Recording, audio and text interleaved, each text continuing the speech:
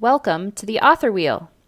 If you're unsure how to produce, publish, or promote your writing, you've come to the right place. Author Wheel courses are designed to help you save time, save money, get clarity, and keep your stories rolling. Hi, and welcome. Today we are talking with Beth Barany, and she has a coaching offer in this year's Write, Publish, Profit 5.0 Infostack. And that's always a challenge to say. So, Beth, why don't you go ahead and introduce yourself and give us a little overview of your offer in the stack? Absolutely, and thank you both for inviting me. So hey everyone, my name is Beth Barany. I am an award-winning novelist, a creativity coach, and an NLP master practitioner. I help writers write their genre fiction novels to the delight of their readers. And this year for the Write, Publish, Profit 5.0, I am offering a discount, 50% off, a deep dive coaching session, which I'm sure we'll discuss together today, which really helps you create the change that you would like to have the author career that you want, whether it's overcoming writer's block, developing a writing process, handling the scariness of that big fat revision that you know you want to do, but is like haunting you. And of course, a lot of other things. Oh, that's terrific. It's, I think being an author can be a very lonely business. And to have somebody with a background like your background to rely on that, I mean, that's just like invaluable. So my first question for you is, as soon as I hear award-winning novelist, tell us a little bit about your writing background and your own personal writing career. Sure, absolutely. So I really wanted to be a novelist very clearly from about the age of 19 years old. Even though I'd also been wanting to be a writer, a published writer. I didn't know what that meant, but starting around 7 or 8 years old, I want to be a published writer, and making little hand-sewn books or stapling the binding, like making little books and writing lots of silly poetry. That was fun when I was like 12. And then really writing essays for school, but also writing creative things for school. And really at 13 years old going, wow, I can really do this. And then having the experience in ninth grade, freshman year of high school, where the English teacher was very traditional and had us like breaking out sentences and diagramming sentences and writing very staid, old-fashioned essays. And I was ready for the next thing. I was ready for more creative writing, more in-depth analysis type essays. And so that's when my teacher bug woke up. So my writer self went, oh, I can do this at 13. And at 14, I was like, oh, I could be a better writing teacher than this lady. A creative writing teacher, mind you. I never wanted to go into literature as a thing. And in fact, I did not major in English at college. I majored in interdisciplinary studies with an emphasis in education. So I was always interested in interacting analytically with my material, questioning everything, trying to create mashups. I was already doing mashups then, like pulling from different domains and writing a thesis. That was a mix of linguistics, sociology, anthropology, and probably a little history. Yeah. And so fast forward to, I finally did start with fiction when I was 30. Before that, I had been dabbling in journalism and doing different things, book reviews, author interviews, a few in-depth pieces.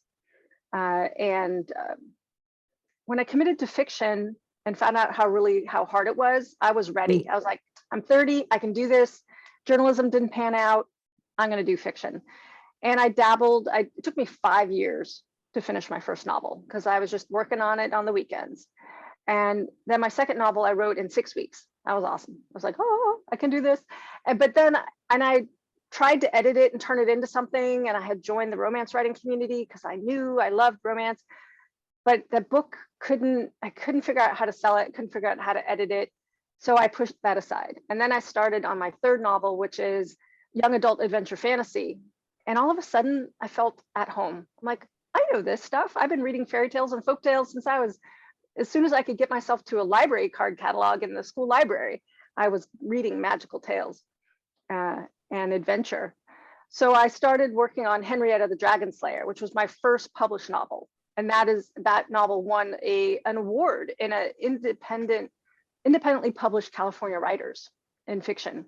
So a bunch of people who don't know me were like, we like your book the best. And I was like, oh, I think I can do this. And that was about 10, 15 years in after having worked on fiction seriously. So I wrote a trilogy. So I write young adult adventure fantasy, and that took me 13 years because in the interim, I started a business and all these things. And I would forget that I was a writer and I would just focus on being a business person and then back and forth. And it took me a long time. But over the course of that, I learned so much. And I went on to write 5 sweet paranormal romance novellas that are set either in the San Francisco Bay Area or in France. And then they're all interrelated, they're friends and stuff, so they connect. That was really fun. And then, life happened, things kind of slowed down for me.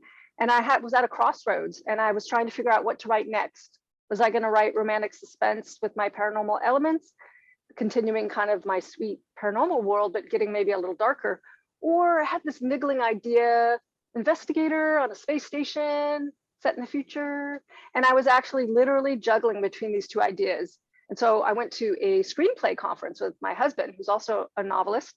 And through the course of different things I learned there, it really kind of popped out the investigator story on a space station. I pitched it, I created a 1-2 sentence pitch, and the teacher said, oh, that's CSI in space. And I'm like, oh yeah, that's fun.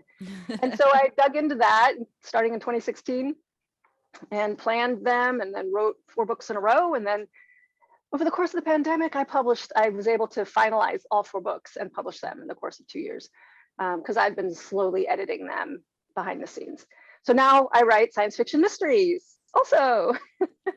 Nice. Yeah, so that's kind of my circuitous pathway. And then during all of this, I've been helping people. I've been being a writing teacher, developing curriculum, speaking, teaching, workshops, all the whole thing, consulting, coaching. Yeah, having a lot of fun. Wow. So actually, oh, sorry, we're That's talking okay. over each other. I was gonna say, so that actually is a great segue then into what got you coaching writers. I mean, obviously you have a really extensive fiction background and you've, done very well for yourself, with the awards and everything. So what drew you to actually the teaching aspect or the coaching aspect of the industry? Yeah, well, like I said, the writing woke up at 13 and the teaching woke up at 14. And I found myself being a writing tutor in college and friends. And that was like the formal thing, but then friends would also ask me to help them on their papers. And then when I was 30 and had started fiction, my husband and I decided to go overseas to live.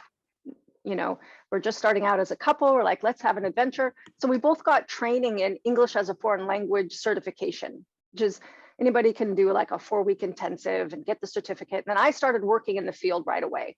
And there I am in the classroom teaching how to speak English to beginners and intermediate and advanced. And then the coordinator says, Beth, why don't you teach short story writing? You're a writer.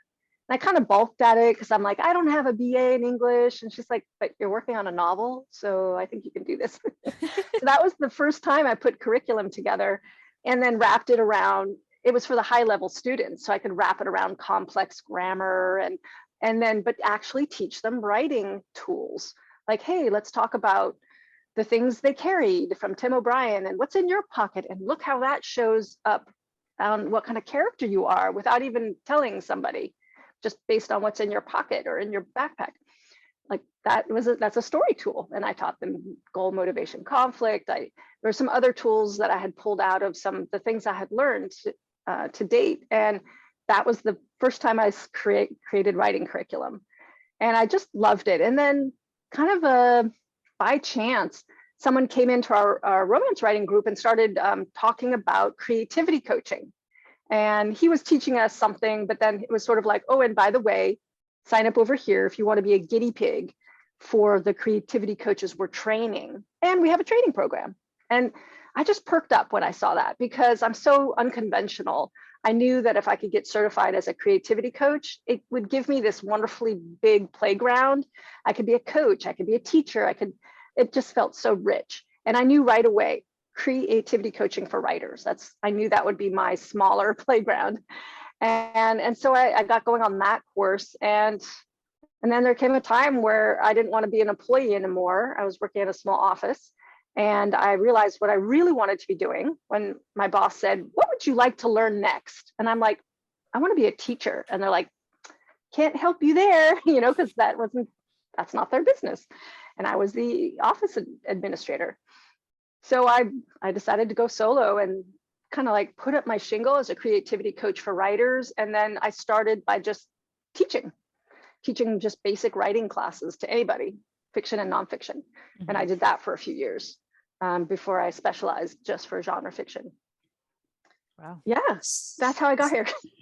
So what is the most common problem that you see that you can help early writers overcome? Yeah, there's a few. The biggest one I see is writers at the very beginning, they have never written before, is they put editing and writing in the same bucket. So they don't realize that actually the brainstorming phase and like, what is my story and who are my characters and what are my world is all a play space, even including and through writing a first draft, in my opinion. And then evaluate, then bring in the editorial tools of evaluation and critique and criticism. And is this right? I get a lot of, is this right, in my planning class. And I'm like, I don't know. I can't evaluate. You haven't written your book yet. Yeah. Because right now we're just playing. Yeah. And especially first time writers, just play. We don't know. We don't know what's up in your head and your heart. Let it out, and then put it on the page. And then boom, we'll move into evaluation. We'll move into editing, which is a whole different set of skills. Yeah. Yeah. That's a really good point. And I we've always talked about, how when you're writing the first draft, especially if you're trying to write fast, you want to shut down that editor brain. You want to shut down that critique because it slows you down, and, it causes you to end up going back to the beginning and rewriting the same thing over and over and over when you actually haven't finished the story. So you don't really know what you're changing anyway. So you're just going to have to change it again. Right. So that's right. kind of the whole thing that is common advice, but I've never really thought about it. Like I've always thought about, the creative brain being, or the first draft brain, that flow state brain being separate from the critique brain, but not necessarily dividing them out distinctly as two separate. They're not both writing. There's writing and then there's editing. I think that's a really interesting kind of perspective on it. Mm-hmm. Yeah. That is very good, because I do think that your critiquing editor brain I've done it 100 times to myself. It just shuts down that creative flow, because it's like this little voice going, well, that's a stupid idea. Are you sure that's a good idea? I don't know if it's a good idea until I put it down on the page and move forward in the story, and so that's a very good, very good way of phrasing it. I like that. Yeah. Yeah. Thanks. Yeah. So, I mean, obviously that's, kind of an interesting perspective, at least, different angle of how to look at it. But what other like coaching techniques that do you use that are different or maybe new or unique to the way that you coach versus anybody else? Yeah. I bring a lot of compassion to the messiness of that initial creative stage. There's a lot of I don't knows and a lot of, am I doing it right? Right? Is this the right direction? Is this even worth my time? Right? There's a ton of doubts.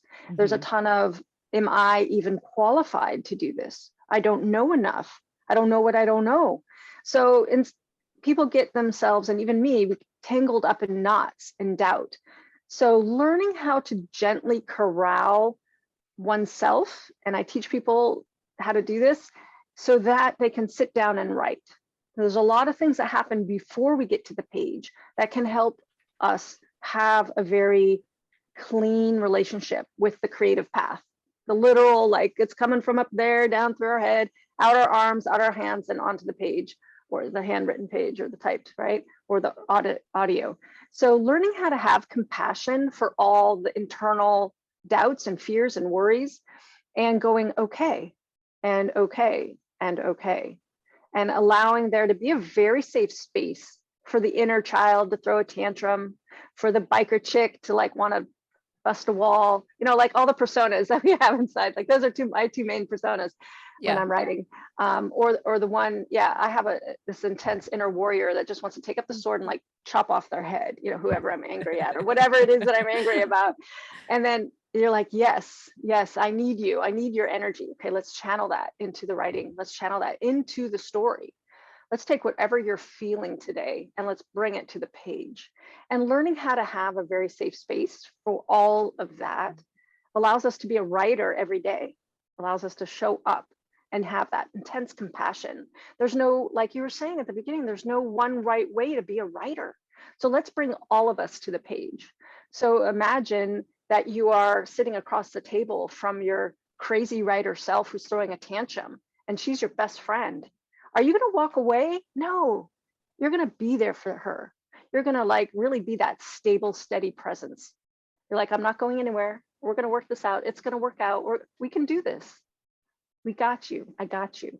So learning how to have that inner compassionate self-talk and bringing yourself to the page every day and just allowing yourself to feel the feels, because we need those feels. We're fiction writers. We feel the feels. That's our job. We put that onto the page. We make our readers cry or laugh or fall in love, right?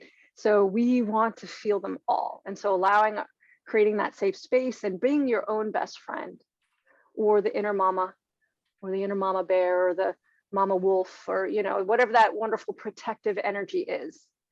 Whatever totem you want to bring in, whatever goddess you want to bring in, like who is she and what is that energy that will allow you to feel safe even as you're having that turbulent, because it is super turbulent. We are riding these unknown waves of creativity that we don't know where they come from, and so we want to say yes to it because we want to bring that in. It's very magical. It's very powerful. So if you could give like one technique or exercise or preparation to help create that safe space for especially a new writer. I mean, that's kind of who I'm thinking of, but someone who's struggling to make a habit, somebody who's struggling to release that or let themselves have that freedom. What's one technique that they could use to sit down and write? Yeah, here's one, and this comes right from my NLP toolkit, and it's called a behavior chain. And first of all, I ask each person to think about a behavior that they already do beautifully, whatever it might be in their life. And I worked with a client who was a runner, and he already had a routine around running. He knew how to get up and go and come back. And he had all these different things happening that helped him do it. I'm like, what are those things? He's like, oh, I put my equipment by the door. All right. Oh, I have a coach and I report in, and I have a tracking watch. Oh, okay. So tracking and having an accountable somebody to say, hey, I did it. What else? Oh, I have a plan. I'm like, oh, okay. You need to know what's ahead of you. What else? Oh yeah. I come home and I take a shower. Okay. And then I say, after that, what else? It's like, oh yeah. I take a drink of water and I sit at my desk and I open up the app for the work and I work. So you see, he had all these things before, during, and after. So then I asked the writer, okay, for you, now let's imagine, you've never done this before, but let's put up your writing process. What lets you know that it's time to work? Oh, you've put a date on your calendar, for example. Or it's your break at work and you're like, I'm going to write during my lunch break. Okay, so now you have a time-based reminder. Okay, what else? What would make it super easy for you to do the next thing? Oh, I want this great pen and this great notepad. Okay, great. Now where are you going to put that? Oh, I'll put it in my special bag. I'll have a bag with my writing materials and I'll have it with me. Okay, there it is. And then what else? Oh, I want to be, after I eat lunch, I want to pull out my bag and then I'm going to look out into the distance across the lake and for 5 minutes, and then I'll start. I'm like, okay, now visualize yourself doing that. And how are you going to start? What's going to let you into the starting? I'm going to start with my character name, for example. All right, I'll write my character name and then that's okay. I've got it from there. Or they might, if they're totally beginning, they're like, well, I have I have your plan your novel like a pro book. I'll just do the next thing. I'm like, okay. Or I have somebody else's awesome roadmap for writing. I'll do the next thing. Great. And then how do you transition out of the writing? Oh, I get a little alarm, or I notice the time, it's time to stop. How do you want to end the writing day, the writing session? Oh, I think I'll look out into the lake again for 5 minutes or for 30 seconds, take a few deep breaths, and thank the gods and goddesses of writing. Oh, okay, there's your ending ritual.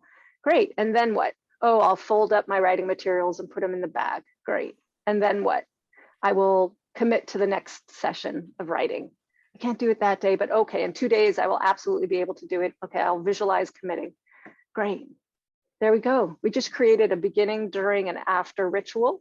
And then you just show up for that every day, and you create all the triggers and the behaviors, the little tiny things that help you link to the next thing, and then the next thing, and the next thing.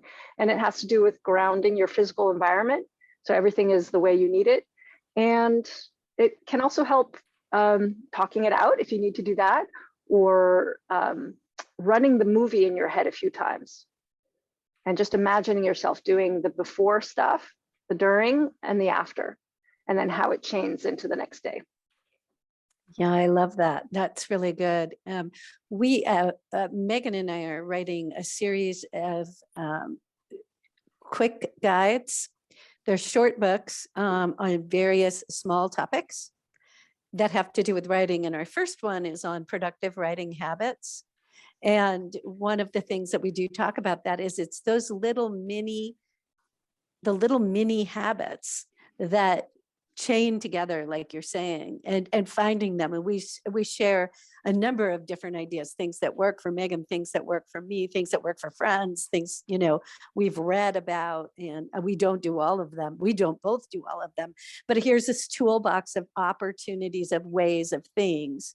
And I think what's one thing, and I don't know if we talked about this in the book. I think we did. I don't know. We're blog and we write. So I don't know what's where, but I have a music background, and my mother was a musician.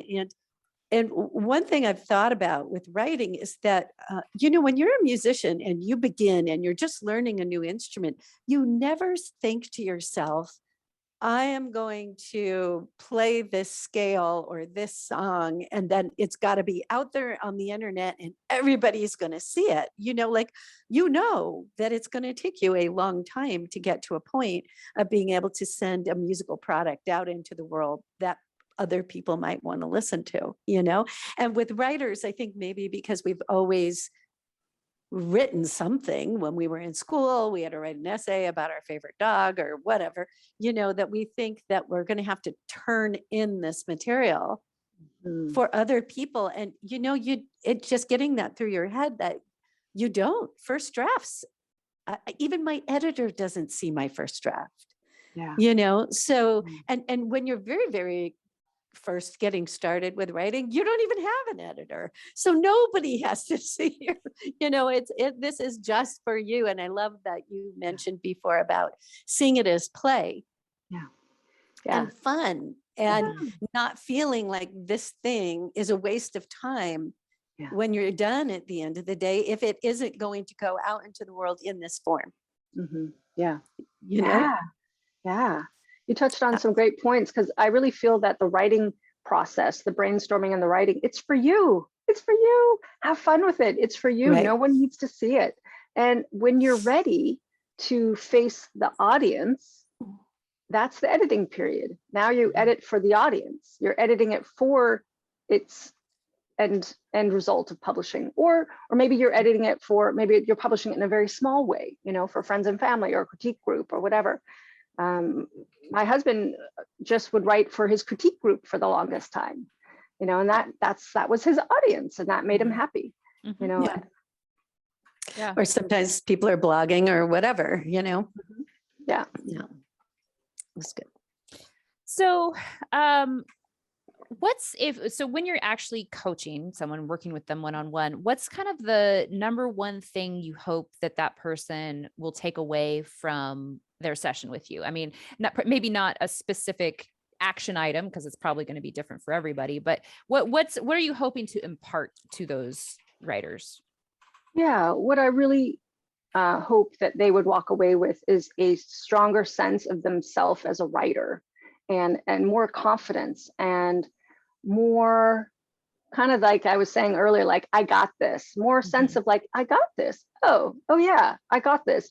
Because what I really care about is helping them make the process their own, whether it's the ritual around getting writing, the behavior chain we talked about, or it's just confidence that their ideas and their stories are really awesome and worth exploring, or whether it's a deeper understanding of craft. And they're like, oh yeah, I do understand how to write a scene. Okay, now let me go run with that. Yeah. Or whatever it is. Or, oh, I think I can do marketing. I do care about marketing. Oh, I do want to reach my readers. Like, they have a renewed sense of self, or kind of an expanded sense of self as a writer. And the importance of putting their stories out. I have to say, it's very individual, right? Every writer has a different, I watch my writers finish the session with that sense of hope, but not just hope in a up there kind of way, but more like, oh yeah, I can totally take what I learned here today about myself and bring that into my writing experience, whether it's the practice of writing or the story itself.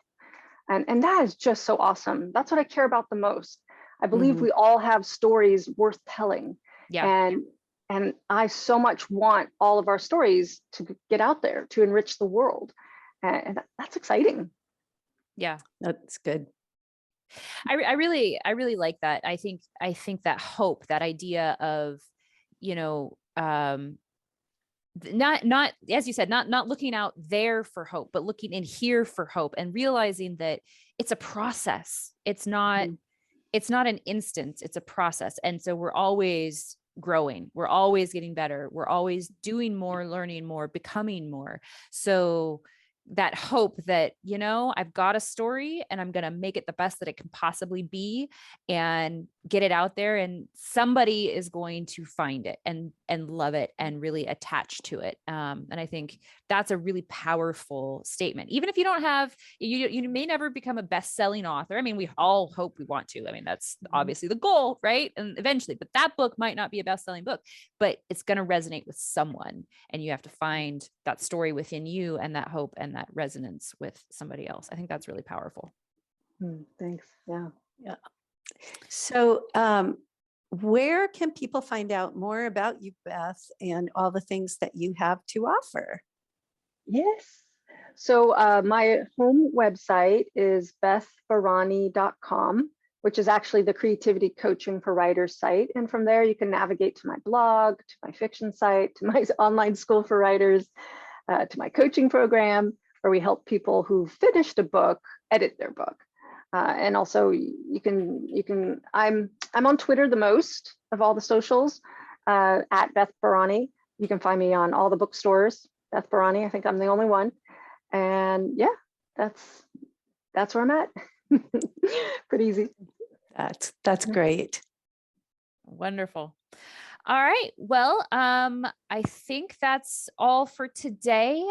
Thank you so much, Beth, for joining us and for being part of our journey and part of the Infostack. And we'll look forward to seeing you on the other side, I guess. Absolutely. Thank you both for inviting me for this conversation. I'm so excited. We're all in the Infostack, and I look forward to sharing with my people also about your awesome course. And yeah. Let's do this again. Let's do this Absolutely. again. I mean, and this is the fun of it, right? We all have something to share and bring together. So thank you. Super fun. Yeah, thank you.